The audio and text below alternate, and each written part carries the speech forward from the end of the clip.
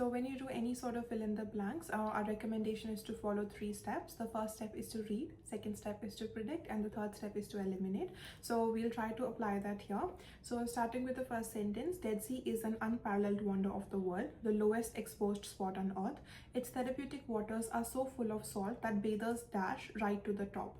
So what you can predict here is that they're talking about therapeutic waters, and then you're talking about the bathers, and the bathers dash to the top. So you look at the options: bloat, peak, hide, and float. Would the bathers bloat to the top? Would the bathers peak to the top? Would the bathers hide right to the top, or would the bathers float to the top? So according to this blank, the correct answer here seems like float, because right to the top, right? So they will float to the top of the sea. This natural spa is a source of rich minerals used by the ancient Egyptians for mummification and fabled to be the biblical site of Sodom. But today the Dead Sea is dying and its banks are collapsing. The water level is dashed close to 4 feet every year. The main part of the lake is now around 950 feet deep, about 15% shallower. So that is reading. The second step is to predict. What would you predict? You would predict that the Dead Sea is dying. So they're talking about something that's dying.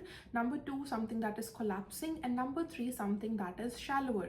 Now, keeping these words in mind, we look at the option: moving, dropping, picking, and rising. Something is dying, collapsing, or something is shallower. So would that be moving, dropping, picking, or rising? That would be dropping, because it's shallower. That means it is less than before. So the water level is less than before. That is why it's becoming shallower. So it's dropping. The main part of the lake, and the third surface area, compared to its shape half a century ago. As the lake recedes, it changes the landscape around it in both beautiful and ominous ways.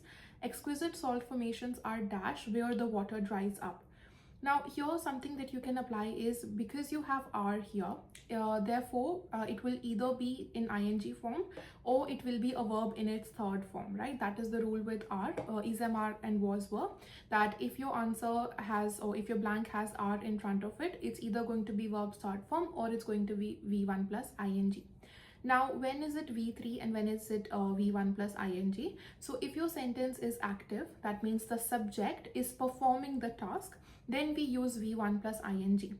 But if your sentence is passive, that means the subject does not perform the action, rather it receives the action, then we will always use V3. Now, when we talk about exquisite salt formations, are the salt formations performing the task here, or are they receiving the action?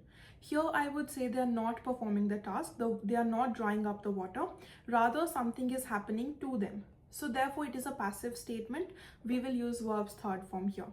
So when we look at the options, we can see hidden, surging, losing, and revealed. So we have just predicted that we need verb in its third form. Therefore, surging and losing cannot be the correct answers. So you're left with hidden and revealed. The water levels are dropping. Would that hide things, or would that reveal things? So if the water level is dropping, it will reveal things, and that's how you get the answers.